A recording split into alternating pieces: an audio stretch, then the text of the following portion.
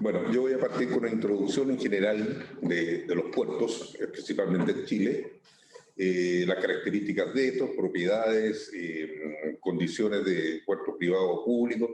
En general, los puertos en Chile, los terminales portuarios, son aproximadamente 42 puertos en total, de los cuales solamente 10 son del Estado. Uno de ellos es Puerto Montt. Los puertos en general se diferencian en puertos privados de uso privado, que serían puertos como solamente de servicio a una industria, ¿ya? Y es de un privado solamente como punto de despacho de sus mercaderías, ¿ya? Existen puertos privados de uso público, que son puertos privados en una concesión marítima, que se destinan al servicio público, como es el caso de Ocean, en este momento aquí en esta zona, Ventana y otros puertos, Coronel, Lipquén, son puertos privados de uso público. Y están los puertos públicos de uso público, que son los del Estado, de los cuales son 10, desde Arica, Iquique, Antofagasta, Coquimbo, Valparaíso, San Antonio, San Vicente Talcahuano, Puerto Montt, Chacabuco y Punta Arenas. En general, los puertos son estaciones de transferencia intermedios, porque es del medio marítimo al medio terrestre, e intermodal. Y se producen cargas, transferencia de cargas en modo ferroviario, camiones, diferentes actividades. En generalmente los puertos públicos, nos vamos a referir a la condición de nuestro puerto, fueron modernizados a partir de la ley 19.542 del año 97. Y los puertos públicos hoy día se explotan en dos diferentes modalidades. Algunos de ellos han sido concesionados y trabajan en términos monooperados. Hay algunos puertos que están 100% concesionados en este momento en Chile, como es el caso de Valparaíso, San Antonio, Coquimbo, Arica y San Vicente Talcahuano. El resto de los puertos o no están concesionados, como el caso de Puerto Montt, Chacabuco y Punta Arenas, y el resto de los puertos, como serían Antofagasta y Iquique, son puertos concesionados parcialmente. Tienen un monooperado, que significa que una sola empresa con objeto único, que es la transferencia de carga, explota ese terminal, o son multioperados como el... En general, los puertos del Estado, los 10 puertos del Estado, se están explotando en dos modalidades, que son en términos concesionados, donde se le entrega la explotación y la administración de un frente de atraque a un privado, que ellos lo hacen en forma monooperada, quiere decir, solamente ellos explotan ese frente de atraque en condiciones de transferencia y atención de naves. Los multioperados, como el caso de Puerto Montt, la empresa portuaria la administra, el terminal completo, y la operación la hacen varias empresas de muellaje privadas, que hacen toda la operación respecto a las cargas. Y el puerto administra el acceso de las naves, la estadía de las naves y el resto de los servicios.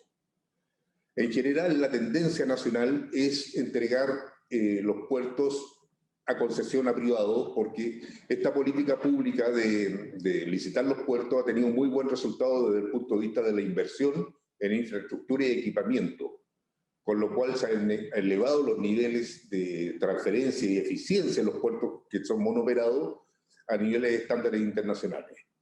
Todos los puertos que nombré, los 42, tanto privados de uso privado, privados de uso público y los del Estado, son zonas primarias aduaneras. ¿Qué significa esto? Es que la potestad referente a las cargas que se embarcan y se desembarcan en los puertos es de la aduana. Y los administradores de los puertos son almacenistas aduaneros. Nosotros no debemos responder como puerto de todas las cargas que ingresan al puerto, que paguen sus derechos y sus impuestos antes de ser nacionalizadas. ¿Ya? En general, el sistema portuario, y nosotros hoy día en Puerto Montt estamos en el proceso de licitación, creemos que de aquí a final de año estaríamos en condiciones de estar llamando a una propuesta pública para que el puerto sea traspasado a un privado por todas las inversiones que necesita el puerto, tanto en equipamiento como en infraestructura. Ahora, desde el punto de vista del trabajo en los puertos, va Marco a avanzar con la presentación, donde va a detallar cuáles son las funciones del puerto en general. Hola, muy buenos días. Mi nombre es Marco Ortega, jefe de operaciones de la empresa portuaria Puerto Montt.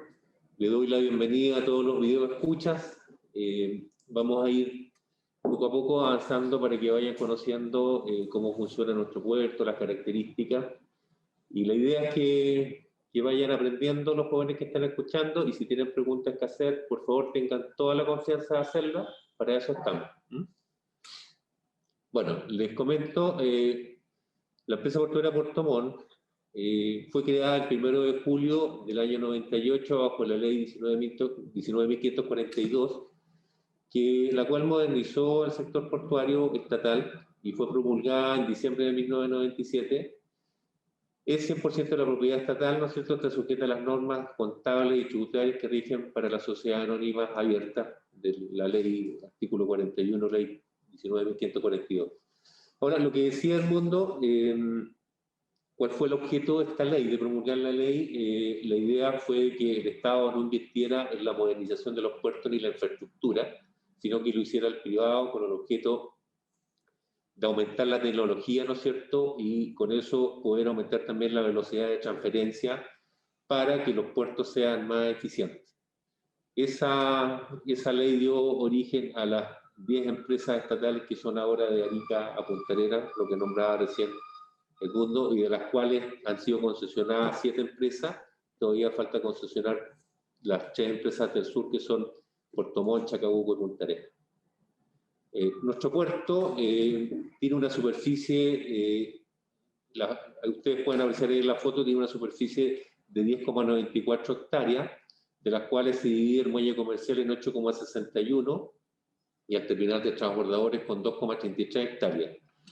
Además de la administración que tenemos de este terminal como empresa portuaria Puerto Montt, como para un poco nombrarlas acá, tenemos un área extraportuaria de 8,35 hectáreas que queda camino a Pargua. Hay una destinación marítima que queda en Panitao, que es de 183 hectáreas, y el puerto de Castro, que tiene 1 hectárea de terreno. No vamos a ahondar en esa unidad de negocio en este momento, sino que vamos en realidad a ahondar solamente en lo que es el terminal portuario de Puerto Montt para información de ustedes. En el caso que quisieran tener alguna inquietud sobre eso, les podemos hacer llegar material, ¿de acuerdo? Luego tenemos 2 sitios con un molo atraque de 386 metros de largo, donde ustedes pueden apreciar que hay un barco de crucero ahí, apoyado, atracado, con un ancho de 23 metros de muelle, en donde se divide en 2 sitios. El sitio 1 con 240 metros de eslora o de largo, y el sitio 2 con 146 metros. La profundidad del sitio 1 son de 9,3 metros en nivel de reducción de sonda, eso a la cota cero, a la marea, sin marea, digamos. Y en el sitio 2 la profundidad es de 7,5 metros en nivel de reducción de sonda.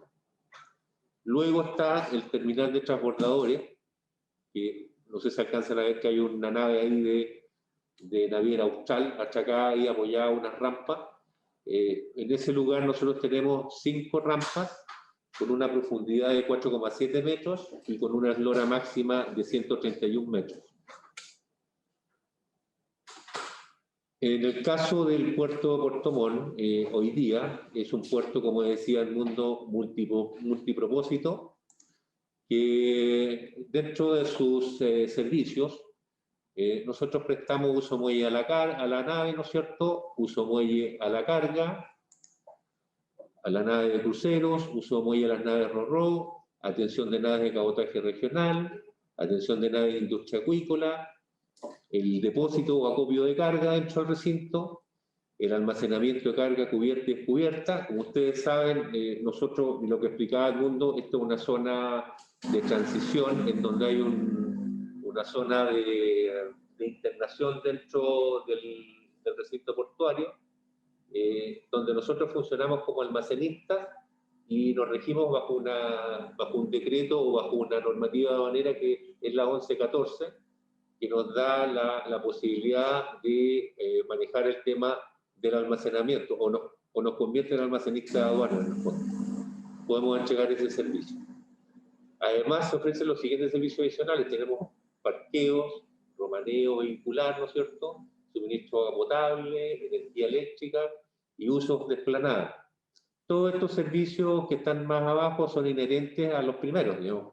Se van generando a medida uno va atendiendo naves y son en el fondo servicios que dependen de los otros, básicamente, por añadidura. Aquí hay un plano, no sé si lo alcanzan a ver, apreciar, está el sitio 1 mejor explicado tal vez.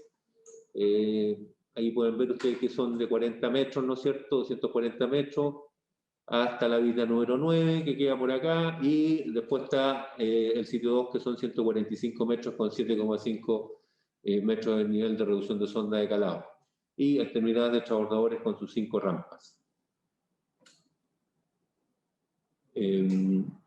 Aquí en esta lámina tenemos la operación estándar, ¿no es cierto?, del contexto del sistema portuario de la operación portuaria, donde está la planificación naviera. Nosotros aquí en el puerto, en la semana tenemos 3 reuniones, donde hacemos todas las coordinaciones de los arribos de las naves, en donde planificamos el arribo de esas naves y sus faenas o operaciones. Llegada de las naves, la ETA, el zarpe, la carga que van a transferir, ¿no es cierto? Y el tiempo que eso pudiera demorarse en realizar. Además de los servicios inherentes que pudieran ellos necesitar, como el romaneo, que es la verificación de las cargas, ¿no es cierto?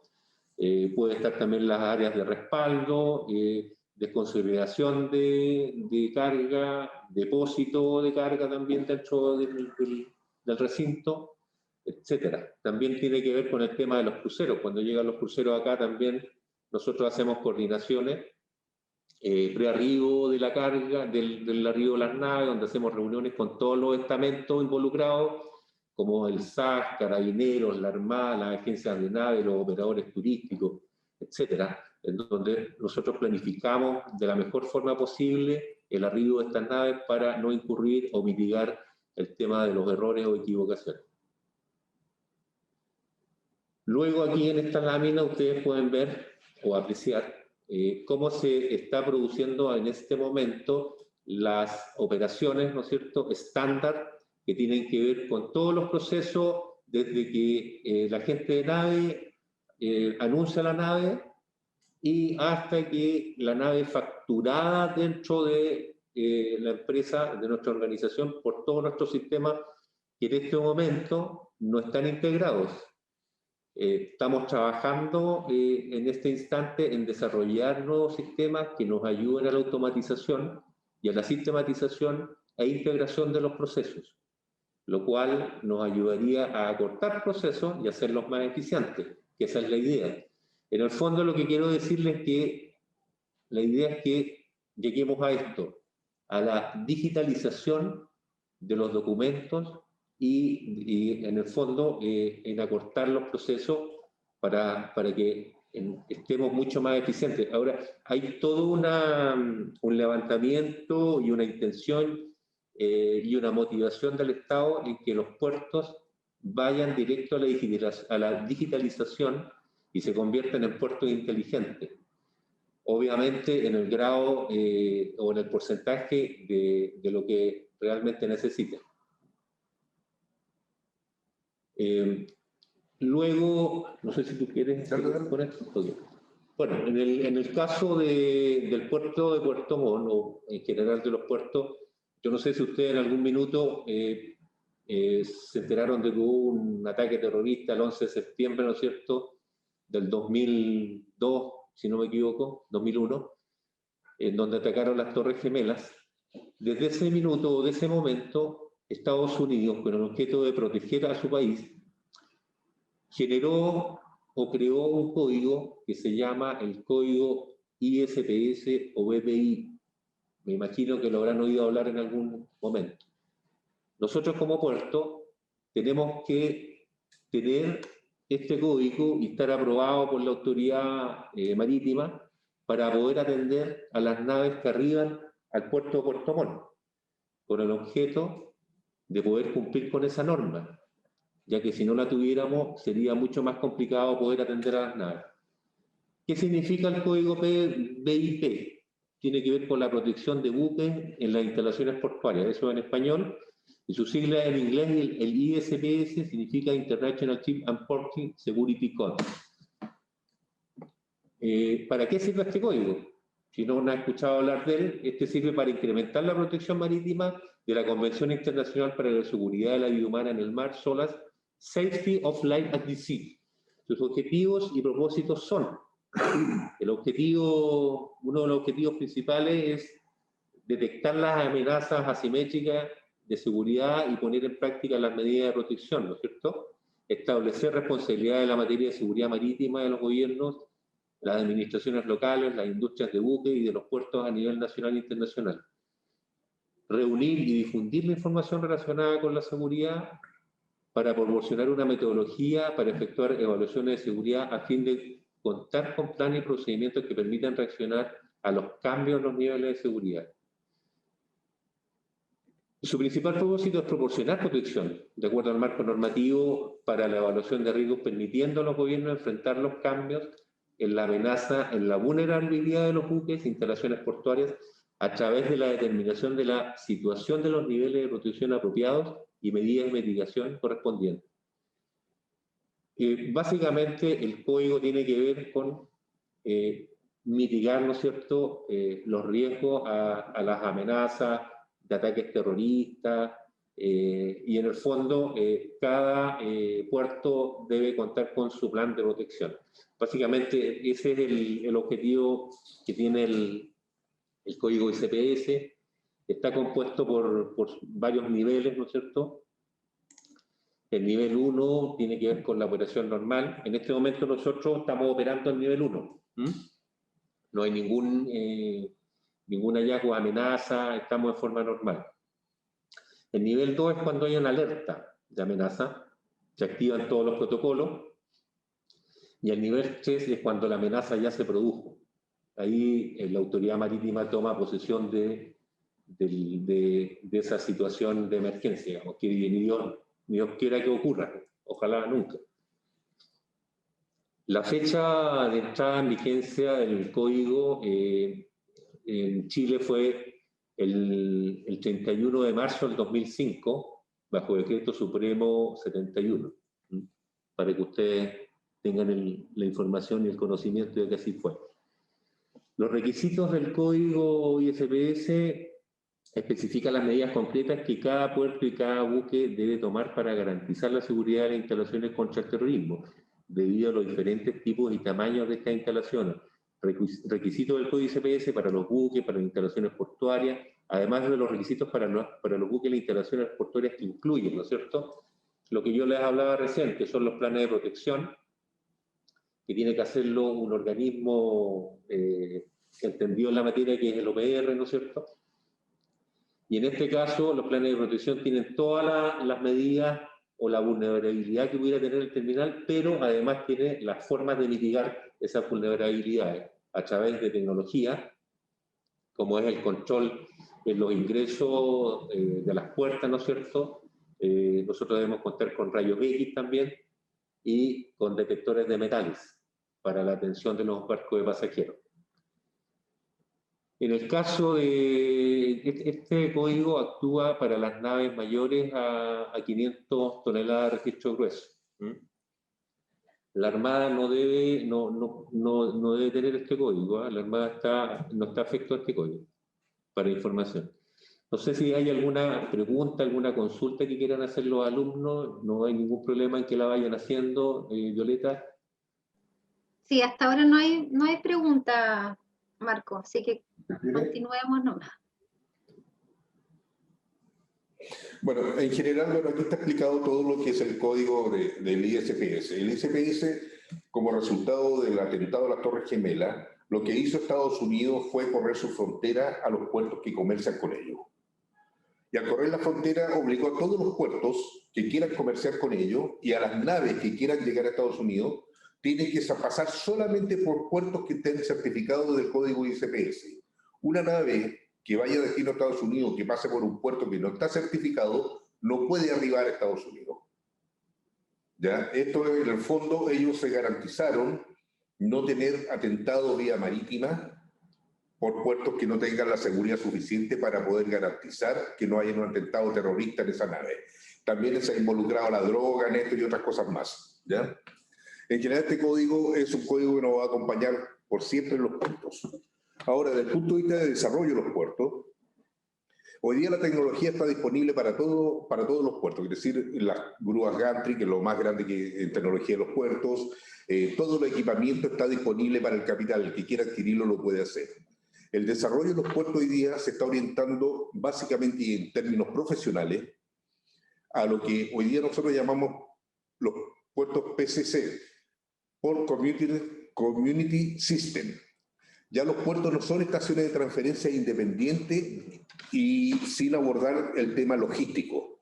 Hoy día los puertos tienen, y nosotros estamos trabajando en eso, que crear una comunidad de gente que trabaja logísticamente con los puertos. Y estas comunidades logísticas deben estar insertas completas para que la eficiencia de los puertos se dé a partir no solamente de la eficiencia de la transferencia, sino que en la evacuación de carga, la tramitación aduanera, la entrega de servicios oportunos y en el fondo acompañe a la carga hasta su destino. Hoy día el Estado, tal como decía Marco, y nos tienen también trabajando en eso, estamos en la digitalización de los puertos. Entonces, desde el punto de vista profesional, ya hoy día no es solamente preocuparse de saber la norma aduanera, no es preocuparse solamente de saber cómo se activa un buque, no es solamente saber cómo se opera en los puertos desde el punto de vista del porteo de las cargas y el almacenamiento y el acopio de las cargas, sino que hay que ver todo el tema de sistematización. Hoy día el empuje es tener ventanilla única de tramitación a nivel nacional. Esa ventanilla única va a ser gobernada por el Servicio Nacional de Aduana y la tramitación va a ser toda digital. Hacia allá estamos apuntando y nosotros estamos desarrollando justamente nuestro sistema para poder tramitar directamente con aduana toda nuestra documentación. En el fondo, lo que quiero decir es que la profesionalización de las nuevas personas que trabajen en puertos ya no es solamente sobre tecnología portuaria. Tienen que abordar toda la parte logística y toda la parte sistematización. Hoy día hay puertos en el mundo que trabajan sin personal al interior de los puertos. Todo el equipamiento se maneja en una sala de control, tanto los camiones, las grúas, la grúa portadora de contenedores, todo vía GPS y sistema. Quiere decir, desde el punto de vista del trabajo portuario, hay puertos que están apuntando a no tener personas en las operaciones portuarias, sino tener personas en los sistemas portuarios. No sé si hay consulta. Sí, Edmundo, ¿ya alguna pregunta? Voy a partir por las últimas que están más relacionadas con lo que estás hablando. ¿Cómo es el ingreso de los gate de control o gate control si se encuentran automatizados? Ya, los gates, en el fondo todos los puertos y gran parte de los puertos grandes de Chile hoy día son automáticos. Hoy día voy a nombrar por la experiencia que tengo en los desarrollos que hicimos en San Antonio, mi tiempo de allá. Hoy día los gates en San Antonio se hace paridad de documentación aduanera con las guías de transporte. ¿Ya? Entonces el exportador, por decir una cosa, cuando saca de un packing de fruta, un contenedor de fruta para enviarlo que va a China y se va a embarcar al puerto de San Antonio, una vez cargado el camión, él tramita ante impuesto interno su guía de transporte. Una vez tramitada la guía de transporte, envía esa guía vía sistema al puerto donde se va a embarcar y en conjunto con ello el aduanero, la agencia de aduana que está tramitando la DUS, documento único de salida, que es el documento que avala una exportación, también lo envía al puerto.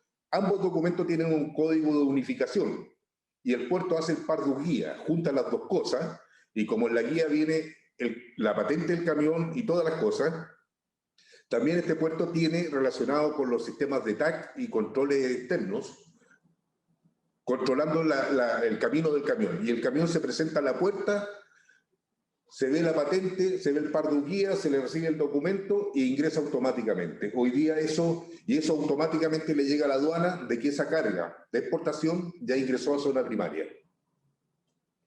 ¿Ya? En el fondo se ha automatizado absolutamente el tema de los gates en los puertos que han desarrollado esto. Principalmente son los puertos full container, como San Antonio, Valparaíso y Quique.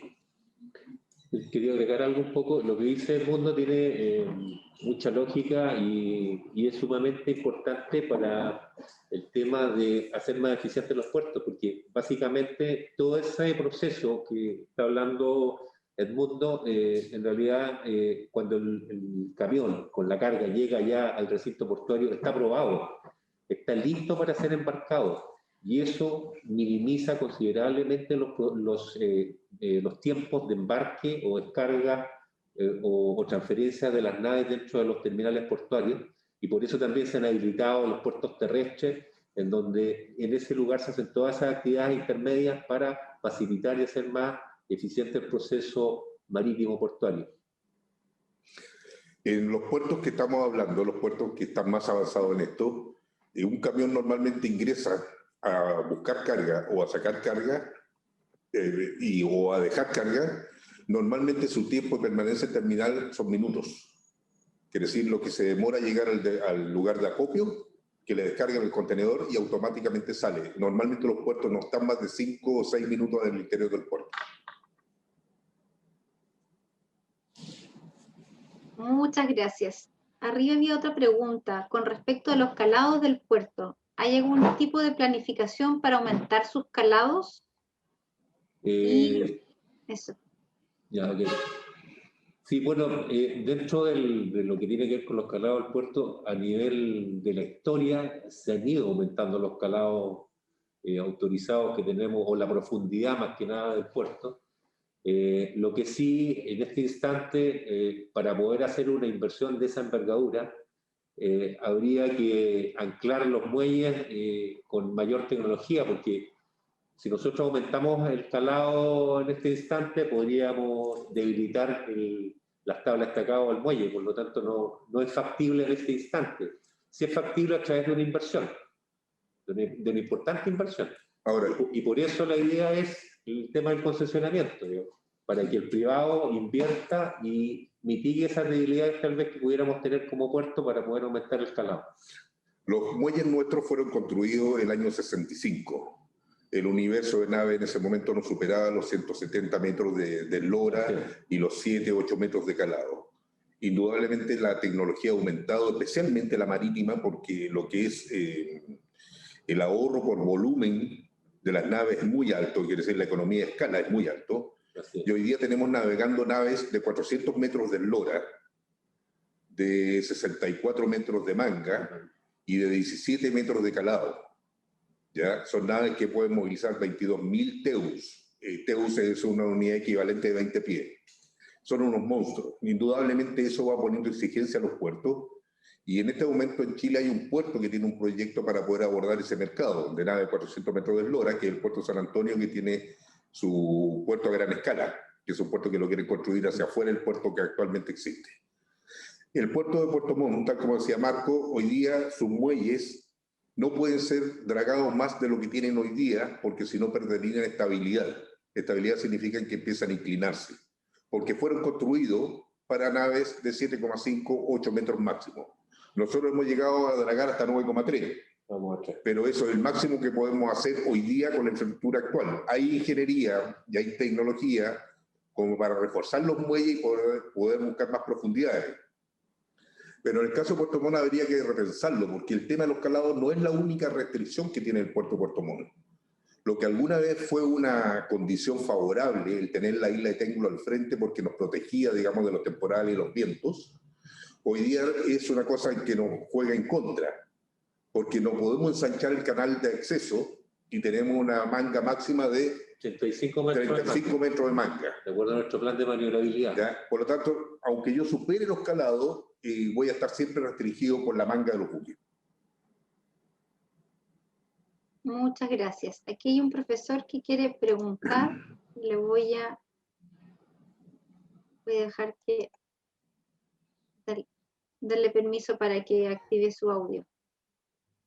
Muchas ¿Eduardo? gracias, Violeta. Muchas gracias.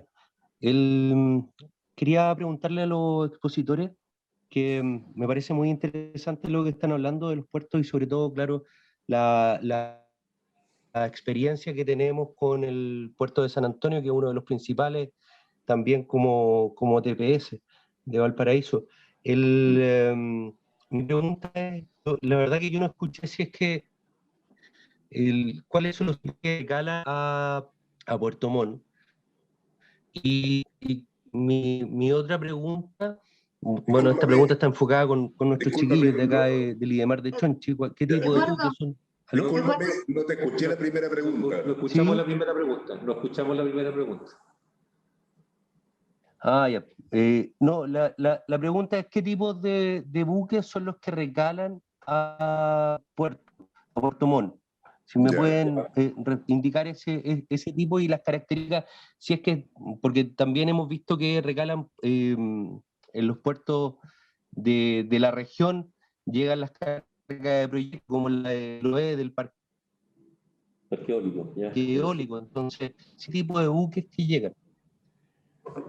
Mira, en relación a las naves, nosotros recibimos naves estándar de hasta 180 metros aproximadamente, que son las que vienen con mayor rigurosidad o mayor frecuencia. Y en el caso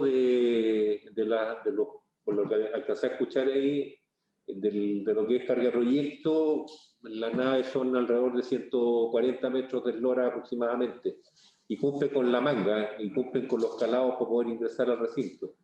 Ahora, para nosotros lo más importante de los barcos, porque tenemos un calado autorizado de 10,80 metros como máximo, para dejar entrar una nave, a mí personalmente y al mundo lo que nos interesa es que pase la marea baja, porque todas las naves tienen que tener un calado de seguridad de flotabilidad de 50 centímetros bajo la quilla cuando están atracados en el muelle.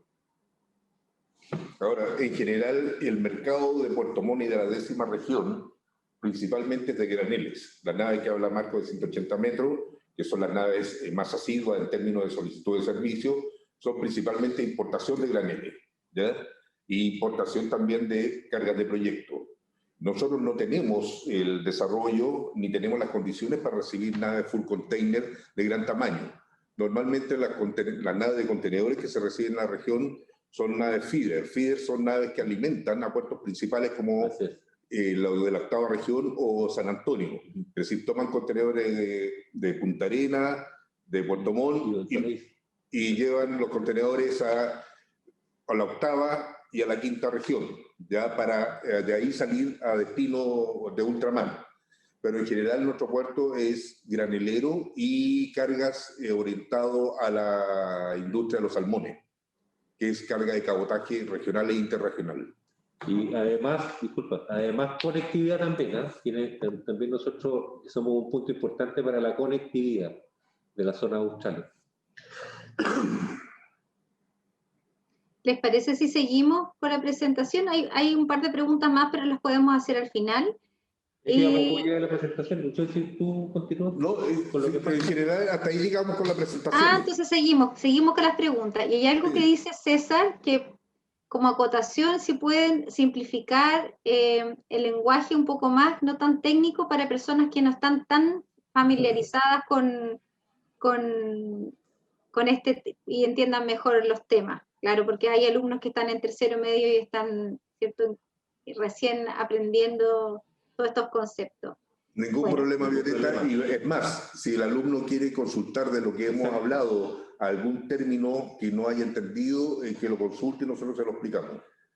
En el caso del TEU, si les quedó la duda con el TEU significa 20 Equivalent Units, que es unidad de 20 pies, o unidad, en el fondo, para que ustedes sepan, el transporte marítimo ha ido evolucionando a través del tiempo y el contenedor se ha ido ocupando para proteger a las cargas. Ese es el objetivo principal. Recuerden que antiguamente, no sé si te acuerdas del mundo, cuando se descargaba una carga que venía suelta y llegaba a los almacenes, ahí había una tierra de nadie, y en ese instante había muchos robos de carga y ningún seguro quería hacerse cargo de esa situación o de esa carga.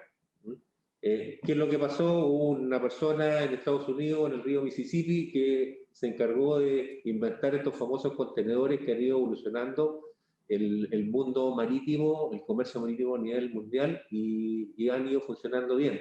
Y hay unidades de 40 pies también para los alumnos, si en algún momento han tenido la oportunidad de verlo, para que en el fondo, vuelvo a repetir, el objetivo es proteger la carga y ayudar a la manipulación también, o minimizar la cantidad de manipulación de esta carga. Abarata los costos. Claro, porque en el fondo, cuando llegaba la carga de forma miscelánea, miscelánea significa sola, individualmente los paquetes, uno por uno, los ciclos de las grúas bajaban de a 1 o 1,5 toneladas máximo. Con el contenedor de 20 pies, que hace 19 toneladas de carga, en un solo ciclo de grúa se bajan 19 toneladas, y en el caso de 40 pies, que maneja 32 toneladas, en un solo ciclo de grúa se bajan 32 toneladas. Por lo tanto, la eficiencia se aumentó mucho con la estandarización de estos módulos. Y la estandarización originalmente fue de 20 pies y después se aumentó a 40 pies. Por lo tanto, el de 40 pies significa 2 TEU, 2 equivalentes de 20. Súper. Cristian Hernández pregunta, ¿por qué no se trabaja con contenedores en Puerto Montt? Buena pregunta. Para nosotros sería extraordinario poder trabajar a mayor volumen con los contenedores. De hecho, lo que hablaba recién el mundo, Transmares ha hecho un esfuerzo enorme para poder competir con el transporte marítimo, en el fondo, porque aquí hay con el transporte terrestre, y ese es el tema. Hay una competencia entre transporte terrestre y marítimo, y además que las empresas también tengan esa confianza o, en el fondo, ustedes saben que ahora todo es para ayer, y el transporte marítimo, el transporte terrestre ha sido un poco más eficiente en ese sentido, y los costos han llegado muy similares. Y como dice el mundo, nosotros para tener buques de línea acá tendríamos que tener otro tipo de infraestructura. Ya, en el fondo, lo que pasa en esta zona tiene un desbalance. Aquí se exporta bastante carga contenerizada, pero esa carga contenerizada sale de las plantas de los salmones por tierra directamente a la 8ª y a la 5ª región. Pero no tenemos importación de carga en contenedores, tal como les decía, nosotros importamos graneles principalmente. Por lo tanto, hay un desbalance. Y a la vez, en el tema de los feeder, que son los buques, igual lo explicar, feeder es una nave que hace un cabotaje nacional para alimentar un puerto internacional, ¿ya? En este caso, los puertos mayores. Lleva 20, 30, 40 contenedores, los deja en San Antonio, los deja en San Vicente, y ahí espera la nave que lo lleva a China. Así es. Ahora, los tamaños de las naves hoy día que están haciendo el tráfico a ultramar, en términos de contenedores, estamos hablando de embarque de 8.000, 9.000 contenedores por naves de salida. Nosotros no juntamos a la cantidad de contenedores aquí en la zona como para justificar la venida de una nave de ultramar a esta zona.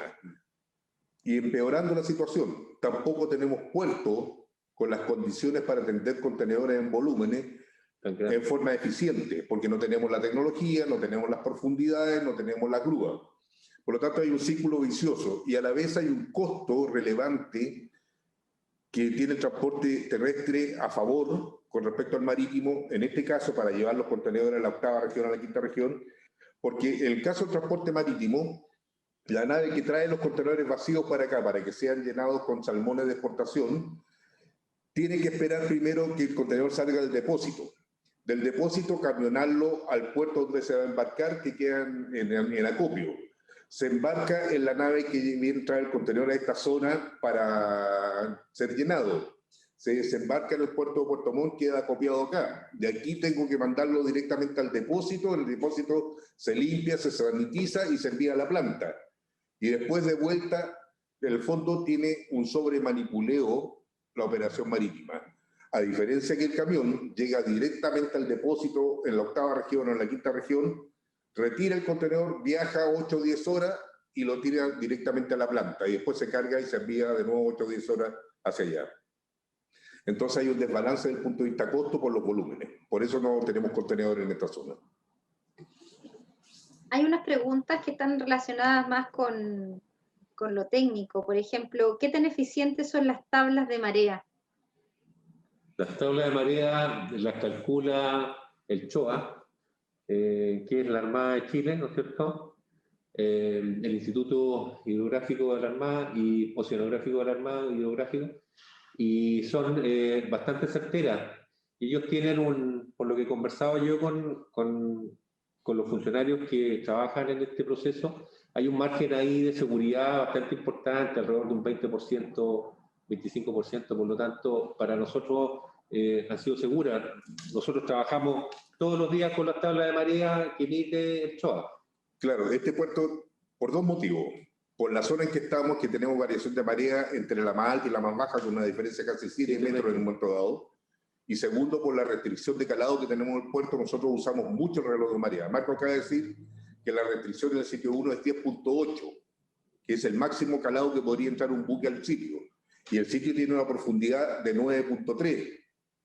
El 10.8 está calculado usando el reloj de marea justamente. Así es.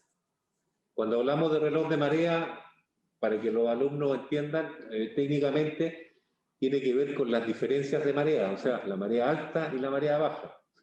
Para que entiendan de que en la cuota cero, que son los 9,3 metros, que nosotros tenemos de profundidad, después viene la marea baja y de ahí viene la marea alta.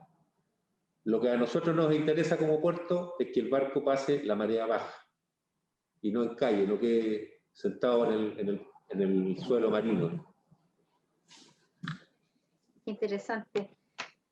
¿Cuál es el límite de intensidad de viento en nudos con el que se puede maniobrar para atracar en el puerto de Puerto Montt? Tenemos hasta 20 nudos el máximo, aprox, de acuerdo a la resolución. Ya sobre 20 se abortan las maniobras.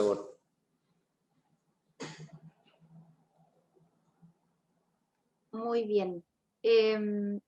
¿Sabes si existe algún proyecto para construir un puerto más grande o moderno en la zona? No, que sepamos nosotros no, los puertos hoy día son los que hay.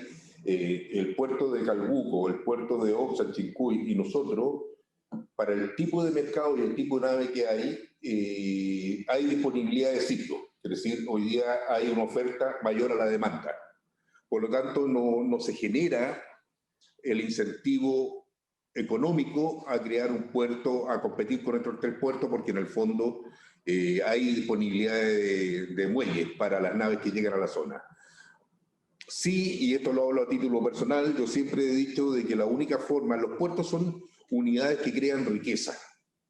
Los puertos en sí mismos, tú pones un puerto en algún lado y automáticamente se genera una economía de escala automáticamente alrededor del puerto. Y yo soy de la idea que esta zona debería tener un puerto, pero un puerto multipropósito de alta tecnología. Justamente para la pregunta que hizo el alumno anteriormente, para poder meternos en el mercado de las cargas de contenedores.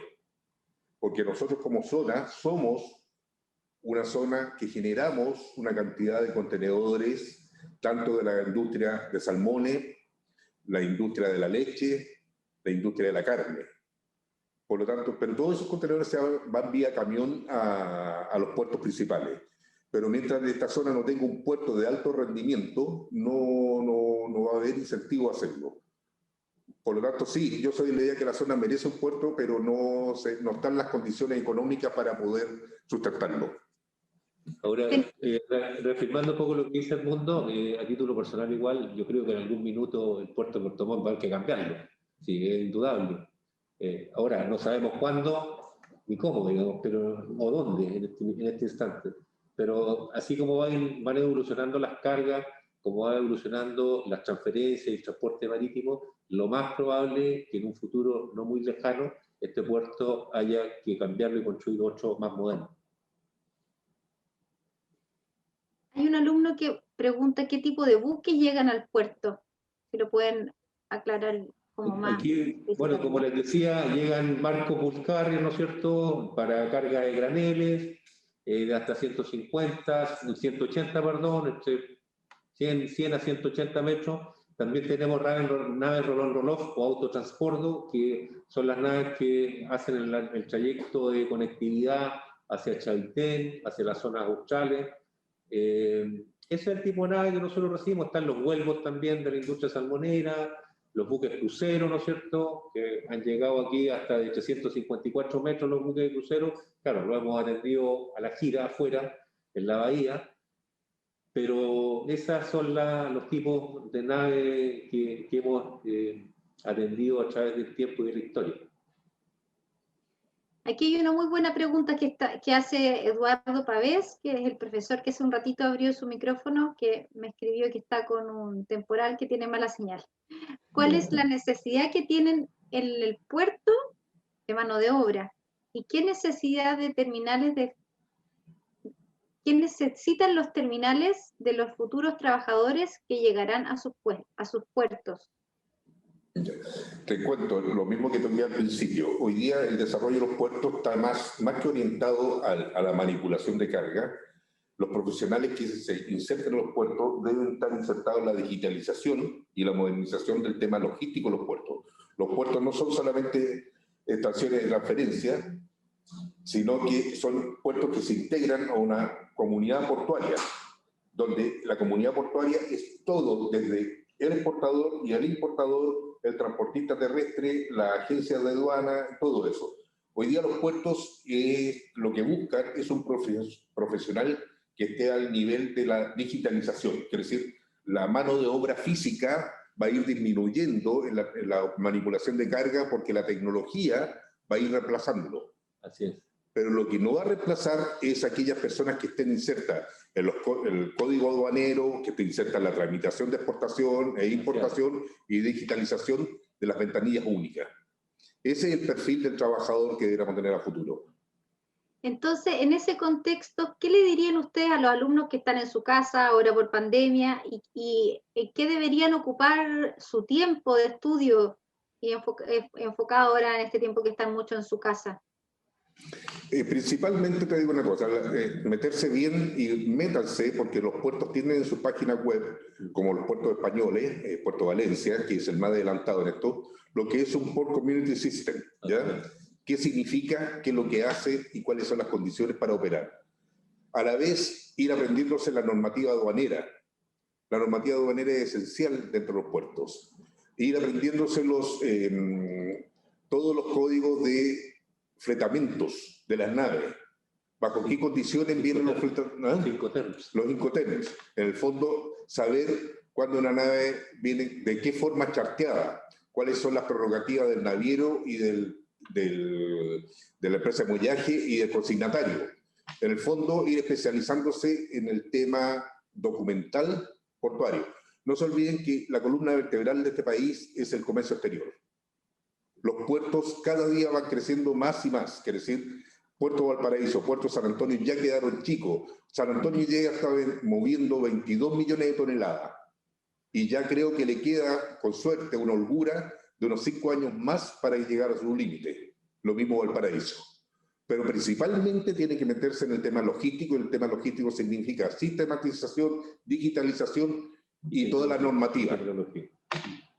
¿Y el uso del inglés, qué dirían ustedes en relación básico. Es trascendental. Trascendental, básico. O sea, sería también una buena entretención. Sin duda. Así es. Sin duda. Ojalá puedan aprender inglés. Todo. Muy bien. Viole, ¿te puedo interrumpir? Dime. Porque tengo otra reunión ahora, otra reunión ahora. Perfecto. Muy bien. Tienen que irse. Viole, te dejo extendida la invitación. A nosotros nos interesa sobremanera poder seguir aportando un poco para los alumnos. Si tú quieres, hacemos una nueva reunión, la hacemos. Nos ponen nueva temática, las mismas preguntas y nos juntamos de nuevo y damos respuesta a todo eso. No hay problema, lo hacemos de esa manera. Perfecto. Agradecerles entonces, Edmundo, Marco, por su tiempo, a los estudiantes también que se conectaron. Quedaron poquitas preguntas sin contestar. Hay un alumno, Cristian Hernández, que les quiere enviar su currículum. Le voy a pedir que me lo mande y yo se lo mando a ustedes. No hay problema. ¿Cierto? Y yo le voy a copiar, y aquí copió mi colega Inma, un link para que los estudiantes puedan registrar su asistencia.